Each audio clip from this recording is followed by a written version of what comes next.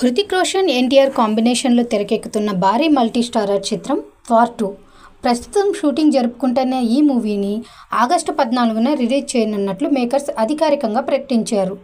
War 2 NTR నటిస్తున్న మొదటి straight Hindi movie కావడంతో ఫ్యాన్స్ ఆసక్తిగా ఎదురుచూస్తున్నారు. ఇక వార్ 2 మూవీ అప్డేట్ కోసం ఎదురు చూస్తున్నారు. వార్ 2 అనుకున్న సమయం కన్నా ఇంకా ఆలస్యం కానున్నట్లు తెలుస్తోంది. ఎందుకంటే గత కొద్ది రోజులుగా ముంబైలో ఎన్టీఆర్ హృతిక్పై భారీ సెట్టింగ్ వేసి ఒక పాటను తీస్తున్నారు. ఈ ఒక్క పాటలో 500 మందికి పైగా డాన్సర్లు దీనిలో పాల్గొంటున్నారు. కాగా ఈ పాట షూటింగ్ చేసే సమయంలో బాలీవుడ్ హీరో హృతిక్ రోషన్ కాలికి గాయమైనట్లు తెలుస్తోంది. దీంతో డాక్టర్స్ ఆయనను 40 రోజుల పాటు విశ్రాంతి తీసుకోవాలని చెప్పినట్లు సమాచారం. ఈ నేపథ్యంలోనే సినిమా రిలీజ్ వాయిదా పడే అవకాశం ఉందని చెబుతున్నారు.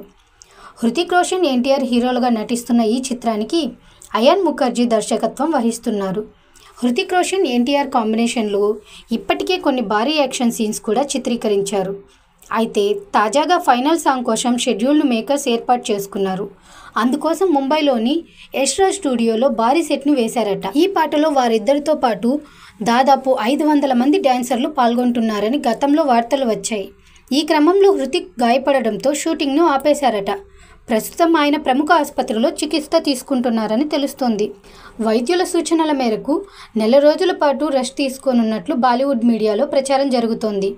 ఈ ఏడాది ఆగస్టు 14న ఈ చిత్రం విడుదల చేస్తామని మేకర్స్ ప్లాన్ చేసుకున్నారు.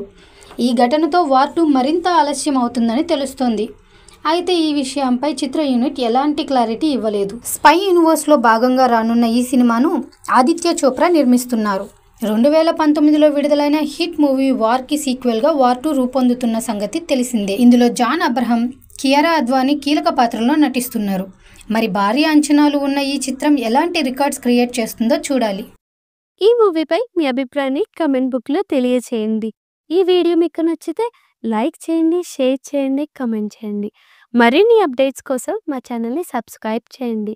అలాగే పక్కనే ఉన్న గంట సింబల్ని గట్టిగా కొట్టండి.